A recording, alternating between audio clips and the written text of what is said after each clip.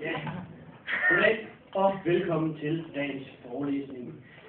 Vi starter med nogle relevante praktiske oplysninger. Der er mit CV her et sted. En til, tror jeg, så er den der. Der er både mit telefonnummer, der er min e-mail, og I kan også finde min hjemmeside. Inde på hjemmesiden kan I selvfølgelig også finde mit CV. Der kan jeg også få et link til min MA with Distinction afhandling. Det giver jeg selvfølgelig på Essex University. Jeg kan starte med lige at sige, at det selvfølgelig ikke er et tilfælde, jeg har mit 90'er slips på. Det er originale. Det kommer senere i dag. Forelæsning.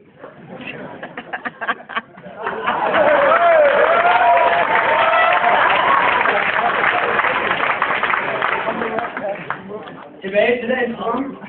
Vi har i dag om pooling og ikke pooling af varianter ved sammenligning af gennemsnit. Og der er ingen grund til at grine her. Vi starter med fordelene ved pooling.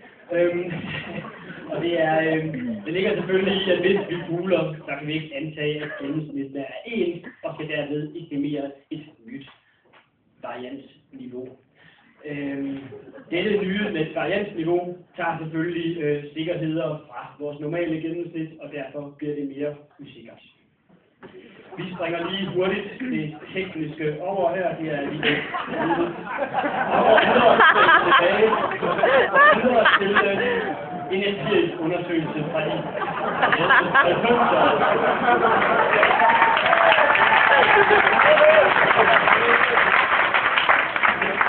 Og det gik selvfølgelig på, hvem af mig og Jens Peter Frølund, der var seje til de glade 90'er-fester i PF dengang. Jeg har lavet et coolness-indeks. Det er selvfølgelig målt over dansetrin. Og sorte svin, eller som vi kalder dem nu til dags i de politisk korrekte tider, små. Vi kan så se selvfølgelig, at det er bare som om det er mig, der er den klart mest seje. Men for at sikre disse resultater skal vi selvfølgelig undersøge, om det også er sådan efter pooling.